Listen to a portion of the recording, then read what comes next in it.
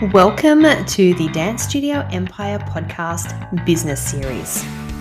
This podcast is about building your studio empire, whatever that is for you, whether you're just getting started or striving to hit the elusive $1 million mark. This business series will give you the confidence and know-how you need to transform your studio and give you the business you've always wanted. So sit back and get ready to build your dance studio empire. Welcome back to the Dance Studio Empire podcast. Now, this week, I thought, because I am literally sitting in my office planning out my teacher training day for the end of this week, I thought I might share the process with you, what I do, how I run it, and exactly what I put into our teacher training handbook. I have been doing this for many years now, so I'm at a point where I have a very thorough teacher training handbook, which I use every year. However, tweak it where necessary, update it with images and branding as we continue to evolve on that side as well. But anyway, I have a lot of people ask, what do I actually include? And I think it's quite an interesting question because, as you probably know, we get stuck in our own bubble. We get stuck with what we know. And sometimes just hearing someone else say, oh, I added this or I did this, I think is really good for us because it opens our thinking and it could be really powerful for you and your teachers. So if you are interested in that, if you think that'd be of value, grab a pen and paper and let's start from the beginning of what I include in our teacher training manual. Now, for me, if you've heard any of my training program podcasts before, I set the dates for our training for 12 months in advance. So the teachers know we always have our training days on specific days, same days every year. And so that just makes it easier for them to plan. It makes it easier for me knowing that there's more chance of having my whole team there. Of course, things happen. There's always exceptions. I get that. But I want to be doing everything I can in my power to ensure that my team is together because I think it's really important, especially this very first training that we do for the year, because it gets the energy going again. It gets everyone back in the right frame of mind moving forward. We start planning as a team. I always include my teachers and I want their ideas. I want things that they think might work, changes that they might want. Maybe they've heard something in the industry that I don't know about. So I really do use these days as bonding. It's just getting us back in the right space, ready to start our new dance year with just a lot of enthusiasm, motivation, plus we're all on the same page. All right, so that is coming up in, a couple of days for me. So let me talk about the handbook. First page is always a contact details. So it will have my details. It also has our admin assistant, has our studio manager. The other thing that I find really important when I talk through this page with my teachers is I talk about who needs to report to who. So for me, with how our studio is structured, my studio manager is pretty much 2IC, and so she's in charge of the teachers. And so I say to my teachers, I make sure they know if they have a problem or something's happening, they need to actually report to my manager. Don't come straight to me. Go to my manager and then let my manager decide whether she's happy to sort it out. Otherwise, if she doesn't think it's her level, she will then come to me and then we can together discuss what we think. Or if it's one of those really yucky situations, I then sort it out being in the role that I am of the studio. I think it's really also important to have the contact details so for us, our admin officer, because she's in charge of pays. And so if teachers pick up extra hours or they're sick for whatever reason, they need to contact her so that they get paid the right amount of money. So having that easy access to that information just makes it easier for your teachers. It also will stop them from reaching out to you or taking time away from you in your busy schedule because they have the information there already. Not that I ever discourage people from talking to me or asking questions, because I don't, but it really does come down to efficiency and time. And so this is just way, even for your teachers who might need to contact your admin person, say they've got a change of superannuation details. So they can just go straight to her instead of finding my details, getting the information from me and then giving them. So it just makes it easier for everyone. I also then on that page do a little blurb about where we are, how we started, and how we got to where we are right now. And it's more just a bit of a motivation and a reminder. My staff, I have teachers that have been with me for many, many years. And this first training session, I go through the same information all the time because I think it's important to reiterate it, because this is the crux of the studio and how it's got to run. So there's people that have heard this same information for, I would say, close to 15 years. I've had some of my teachers. I have a teacher who actually started with me dancing when she was about 5, and she's now, I'd say, 27. And so she's been around a long time. She's been through this process, but I never not to go through it, because I think it's really important, because we forget and we can become complacent. And that's a real issue for me when I see teachers become complacent, and it can sometimes happen halfway through the year or term 3 particularly, because it's getting, everyone's been there for a while and not much has been happening. There's hasn't been any bright sparkly events and things. So in order to keep everyone on their toes, I just like to refresh them of all the things that we need to do. And they can also throw in their thoughts as well. So don't ever think that just because you've done it before, you don't do it again. You absolutely can. And I think you absolutely should, because that's where people are going to remember. All right.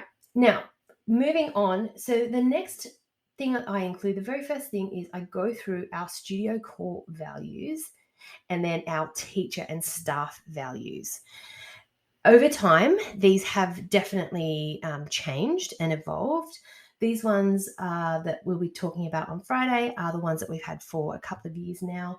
I remember we went through a bit of a development process with my management team a couple of years ago, and so we just really honed in on what it was, where our studio core values lie, what we expect from our teachers, what we expect from all of our staff, to be honest. And I make a big deal about going through what they are and what they mean in the studio. So they're not just the words, it's what they mean, how we are actually doing that. So we're proving to our families that we are following through. I've made them a promise, and this is how we are going to show them through our values. So I'll list ours. Of course, yours are probably going to be different, but I thought I'll let you know what ours are. So the first one is inclusivity. And then I talk about how we design our classes to meet the needs of everyone, regardless of their ability or disability, and with a focus of exploring and developing individual creativity and physical potential. So that's inclusivity. The second one is progression and growth. So I talk about improvement and challenges.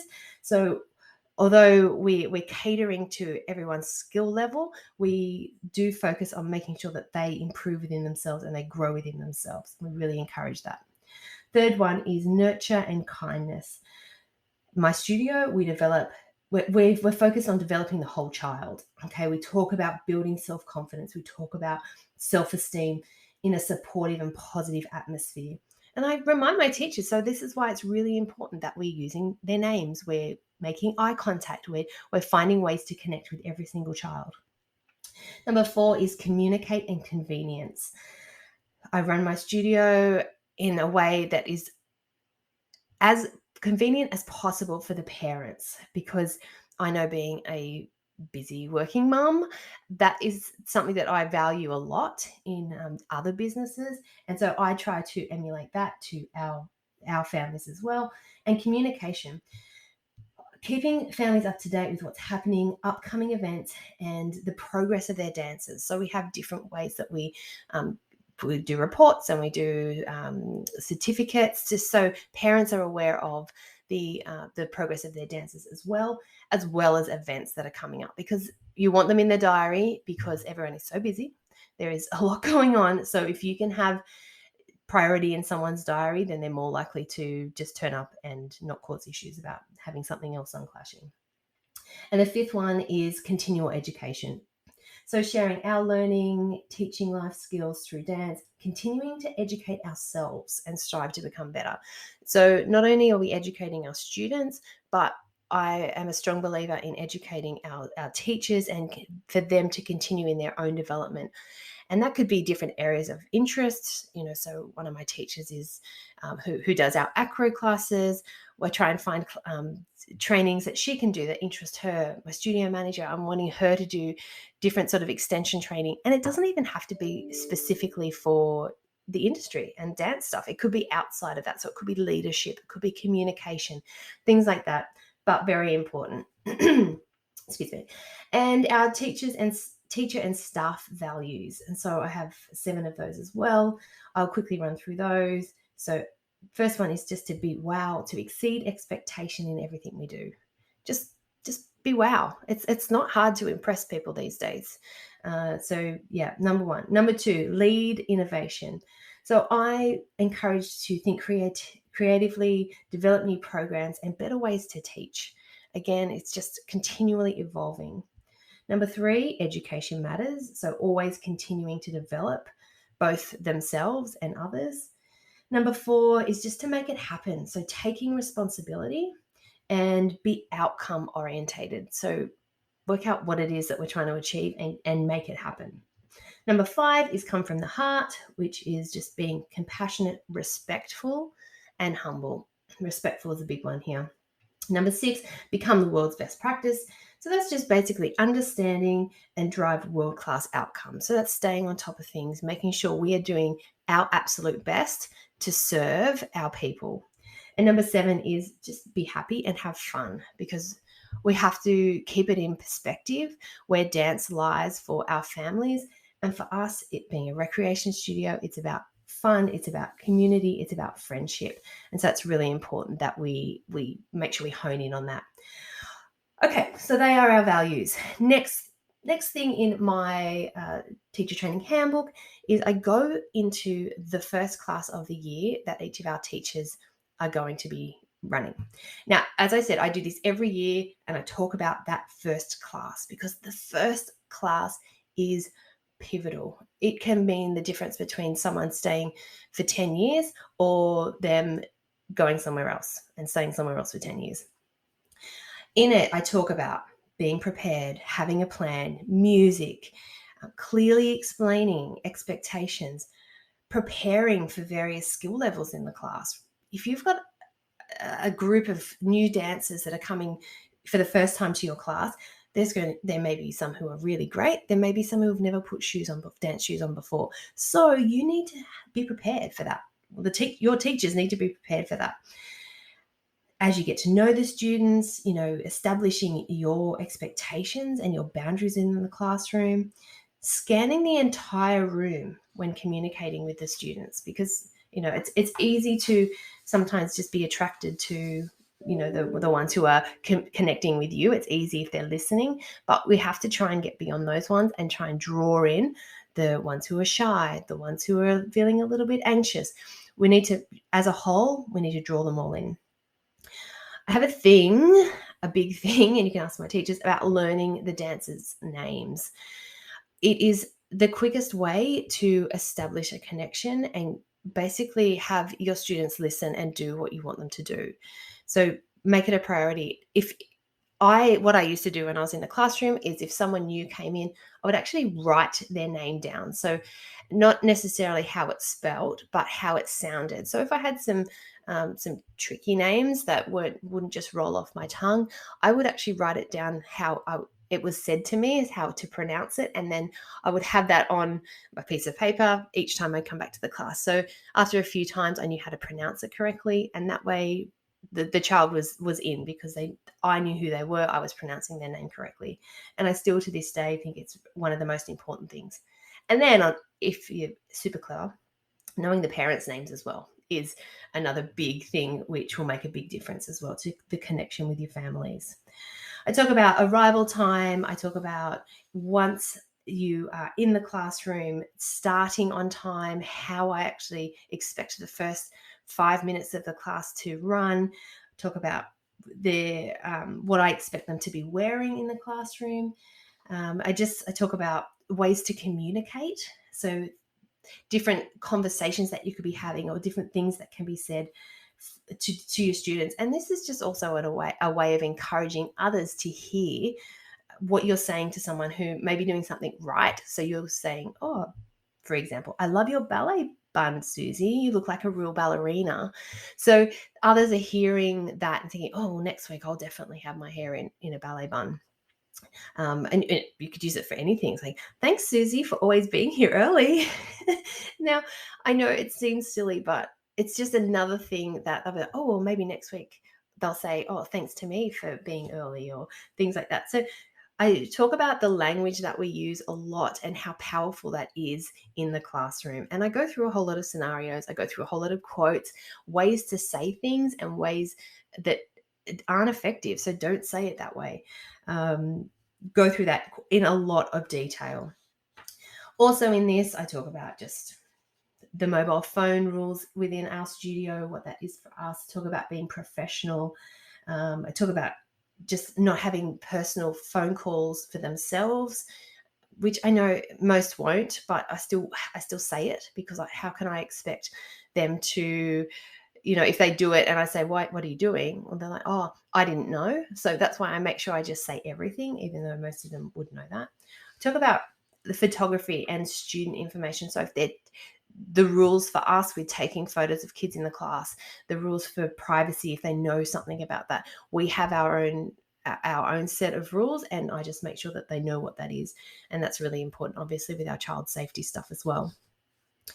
I talk about the teachers being responsible for keeping on top of information that's happening in the studio. So we have a Facebook group and we just keep our teachers updated with that. Things like there'll be a disco in week 7 or it's bring a friend week in week 10, just so the teachers are aware. And if they're asked questions, then they can answer them. And it's simply not a parent going, oh, what's going on? Or, oh, bring a friend week, we haven't had time to organize it. They go and ask the class teacher and they're like, oh, I don't know, just email the office or go speak to reception, things like that. Of course, if they don't know the answer, that's fine, they can do that. But if a teacher has that information, it's actually going to just save you time. It's going to stop someone from contacting you for the information. So, but that's your responsibility to keep your teachers updated with that.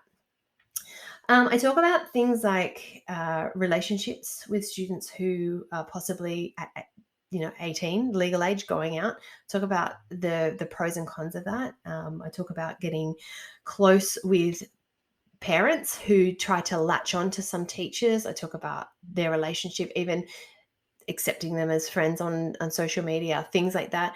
I've seen it in the past. I hate being proven wrong, but I do get proven right.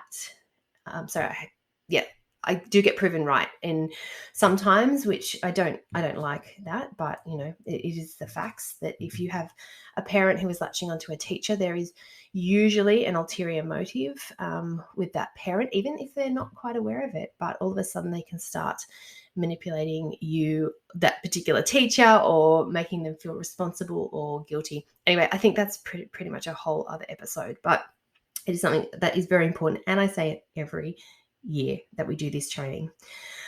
Talk about my expectations of the teacher in the class, respect, support. I personally have a big thing about teachers sitting down in class. I just don't like it. And I say to them, the time you see me teaching a class and I'm sitting down is the time everybody else can, because I'm the oldest, definitely, on the staff. But yeah, and I talk about body language and how it yells volumes to the class. And for me, sitting down is just like, oh, I almost can't be bothered standing up for you. So why would the kids be bothered to put in the effort for you? That's how I see it. That's my personal opinion. My teachers know this. On the flip side of that, I have had a teacher in the past who was exceptional. I love her, and she made a big difference to my kids a couple of years ago. And she would teach the kids and then sit down and watch them perform. In the classroom. But the way she was sitting wasn't as if she was like sitting back and relaxing and, checking out. She was leaning forward. She was watching. She was, using her body language, using her facial expressions to communicate with the kids. So that's sort of the only exception that I've ever seen. So I just make it a blanket rule: don't sit down in class. What else? So I just, as I said at the beginning, I talk about if they have concerns or queries, the hierarchy of who they need to report to. If for some reason, and this could happen, maybe they've got an issue with my studio manager, then obviously they can come to me and I make that known. They all have my phone number, and I see most of them throughout the week anyway when I pop into the studio. But I just do make sure that they know that. Choreography, I talk about our expectations and rules of choreography and class placement at my studio, because it's different. It's most probably different to yours, and that's fine, but I do make a big deal about it, because for us, the focus is simply not just on competition. It's to instill our students with the passion for performing rather than merely a desire to win awards. But we're a recreation studio, so that's why we can do it. That's why we are as successful as we are, and that's why we have the right people walking through our doors, because I tell people that's what they're going to get. I talk about attendance. Now, attendance. I'm a bit, old school, of course. A lot of you may be able to relate. We just didn't ever have sick days. I never had a sick day. When I was the only one teaching, you just go in. I don't know. It's a little bit more tricky now, obviously, with COVID and stuff. And if people are sick, you don't want them spreading germs. I get that. But I just, if they're okay, if they can get through a class, I would rather them there. I think it's more important for the kids to have that consistency. But if for some reason they can't be there, we have our Facebook group, and the teachers, it's their job to organize someone else to cover their class. And my team is so amazing. They just cover for each other. So it's fantastic. I also go into booking in our meetings for the rest of the year. So I make sure it's in everyone's calendar so they know what's going on. I talk about the camaraderie, not only amongst our own team and each other, but with other dance schools and other teachers. Now, to me, I don't think there's any reason to not have good relationships with neighboring studios and studios you probably meet up at comps and things like that. I actually think I think it's a personal ego thing or an insecurity thing for a studio who is nasty about others, who can't get on with other teachers or studios. They almost, if you can't respect what someone else is doing in a similar position, I think you need to have a little look at yourself and say, why are you feeling that way? Is there something, are you feeling insecure about something? Try and question why you're feeling that way, because really, if you're secure in what you're doing, you just focus in on yourself and your studio, you are going to have the right people walk through your doors and you will be successful. So I talk about the importance of that with my teachers as well. And no gossiping and no rumors. I won't have it. It just festers and it leads to unnecessary drama, which I also don't like in my studio. Maybe you do. I don't know. I'm going to leave it up to you. Talk about payments, about how to not discuss their pay, because pay is based on a number of different things. I talk about the safety, just being smart, opening their eyes, having a look around. If something looks dangerous, do something about it. Talk about safety with the dancers, making sure they do a proper warm-up. We go through this all again, which I know they all know, but it's my responsibility just to make sure I say it again so that I see them hear me and actually understand what I'm saying. And then I do a really specific new enrollment procedure. So what happens with our new enrollments or our trial lessons as they come through the door at the beginning of our dance year, because it's not normal. And I almost have a dot point list of how we do it, because I've done it for so many years now. I can pretty much anticipate what's going to happen. And it's like, I don't know if you remember Pick a Path books. Do you remember those where you could choose to go to different pages to take the story on a different trajectory. Well, that's how I feel with new people coming into the studio trialing. I've done it for so long, I can almost tell with the type of body language and the language that they're using, and how they're feeling. I can sort of assess that, and I know exactly what they're going to need. And so I train my teachers in that as well. And that's why our enrollment rate is so high and our retention rate is so high. Anyway, really great training. And then I just sort of talk about the expectations of the parents as well. So for us, we don't encourage them in the classroom. We have the viewing windows. You might have the TV screens that they can see. And so I talk through that procedure again. Most people know it. All right, so that's a very brief rundown of the expectations and standards. Moving on, the next thing we'll talk about is those who are last to leave the studio and the lockup procedures. Talk about the importance of the class role and making sure that we know who's in the classroom. There's safety, there's legal reasons that we need to know that. I also spend a lot of time going back through our child protection and safety training module. Again, this is something I do every year. It's updated in accordance with new things that come out, new rules, new regulations. I have a child safe portfolio, which every studio should have anyway, in their office drawer, somewhere close so that it can be referred to. And I go through that again. And I don't think it hurts for them to hear it over and over, because it is so important. And then finally, I finish with some communication and behavior management skills. And we do some role playing, and we might have people talk about different situations that they've had in the classroom, how they've handled it. I get the team in saying, how would you have handled that? Is there anything else you would have done a bit differently? So things like that just really gets everyone together and on the same page. And hearing other people's experience is a really great way of training as well. Okay, that is the book. I think it's about 30 pages. I print it out each year. I take it to training. We go through it together.